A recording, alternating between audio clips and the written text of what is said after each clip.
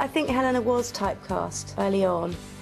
There were continually, you know, will we ever get Helena out of a corset?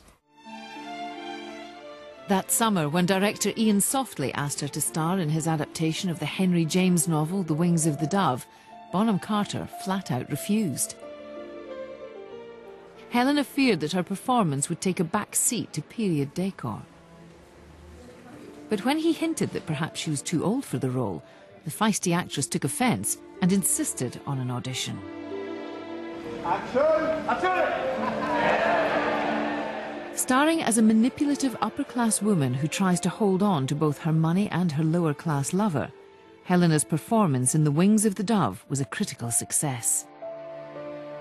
It was so complex and so defined and so human. When you know somebody and you're familiar with the work, but when you see them excel in a completely real, unself-conscious way, it's so fulfilling. The 31-year-old was finally forced to admit that the costume drama she was eager to leave behind had led to some of her finest work. That year, Helena earned her first Oscar nomination as Best Actress.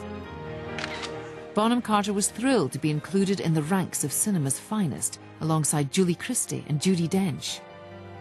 For the woman who had once been written off as just a pretty face, it was a vindication.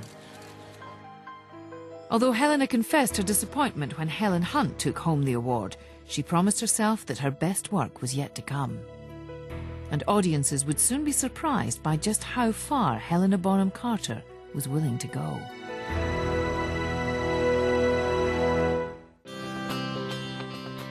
In 1998, Helena Bonham Carter was ready to make a stand on her own, both on and off the screen.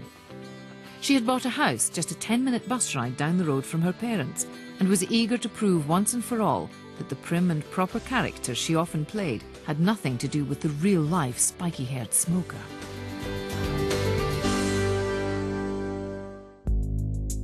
That year, she teamed up with boyfriend Kenneth Branagh to play Jane Hatcher, a wheelchair-bound woman with a fatal motor neuron disease, hoping to lose her virginity, in The Theory of Flight.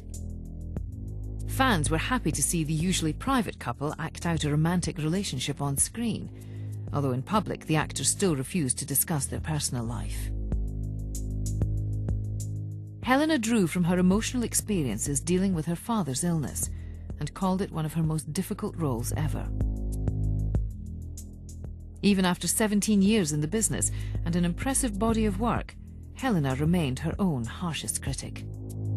She feels that she has talent, though she has some problems. She's very, very self-critical about her acting.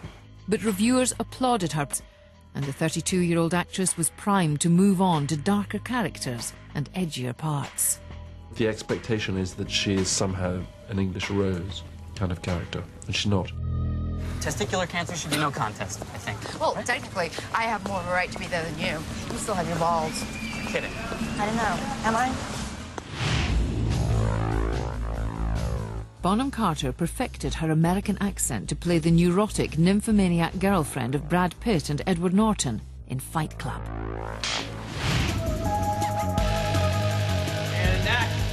Fincher's extremely technical director. I mean, he's very committed.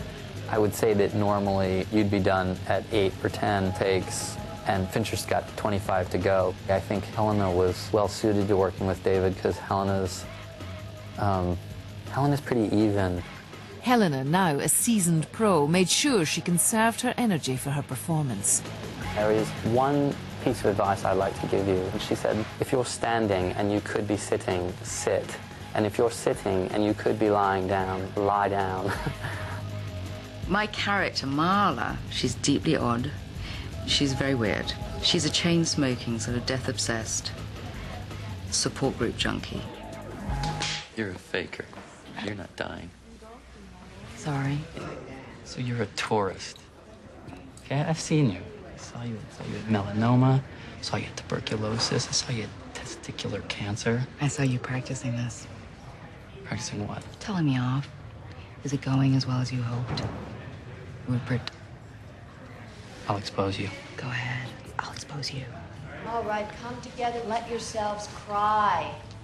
Acting is a very challenging profession, so it allows people who may have a low boredom threshold, I'm not sure if Helly does, but it allows them a variety in their life. This is Cancer, right? Certainly a film that you've never seen before, and I think you're unlikely to see again. Unless you see it twice, of course. What is that? It's nothing. Don't worry about it. Oh my God, who did this? A person. Guy or girl? What do you care if it's a guy or a girl? What do you care if I ask? It's none of your business. Leave me You're afraid alone. to say. I am not afraid to say, let me go. No, talk to me. Let go of me. No. Leave me alone. This conversation. This conversation is over. Is over. Although Fight Club was criticised for its excessive violence, the film brought rave reviews from critics who called it innovative and challenging cinema. And Bonham Carter's box office clout rocketed. When you see something like Fight Club and you see how extraordinarily modern she can be, how far she'd come as an actress, she's not just a pretty face. She's just got like the most mordant, dry wit. She's much more like Marla Singer than she is like, you know, the Merchant Ivory Girls. Shut up! Listen, I tried, Tyler. I really tried. I know you did. There are things about you I like. You're smart, you're funny, you're spectacular in bed. But you're intolerable. You have very serious emotional problems. Deep-seated problems for which you should seek professional help. I know, and I'm sorry. Yeah, you're sorry, I'm sorry, everyone's sorry, but I can't do this anymore. I can't. I won't. I'm gone. You can't leave, Marla. You're not safe. Helena knew that relocating to Hollywood was the best way to get more high-profile work. But she was unwilling to give up her life in England and her close ties with parents and friends. I think it's difficult being away from home for a very long time. Things like that she finds quite tricky sometimes. Bonham Carter's lengthy absences were also affecting her relationship with Kenneth Branagh. Each actor was deeply committed to their craft, and the couple spent long periods apart working on separate projects. In October of 1999, after 5 years together, Helena and Kenneth split up. Once again, the press had plenty to say about Helena's personal life, but she was too busy with work to pay attention. She comes a bit listless when she doesn't have, when she's not working. The thing, she's always happiest when she's working.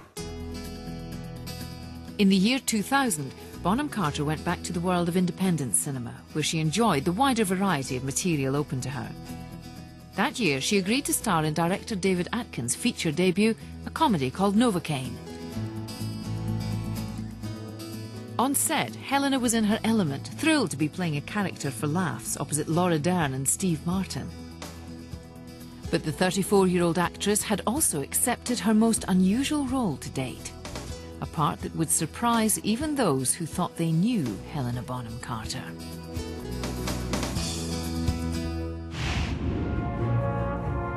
At the end of 2000, Helena Bonham Carter reported to 20th Century Fox to begin production on their reworking of the 1968 science fiction classic, Planet of the Apes. It's certainly a departure from Edwardian corseted films that some people know her for. But she said she wanted to do it because she was in the director, Tim Burton, and his unusual talent. She's great because, you know, she doesn't seem to care how she looks. And that I find, as with actors, there's a real freedom. There's an excitement when you work with them.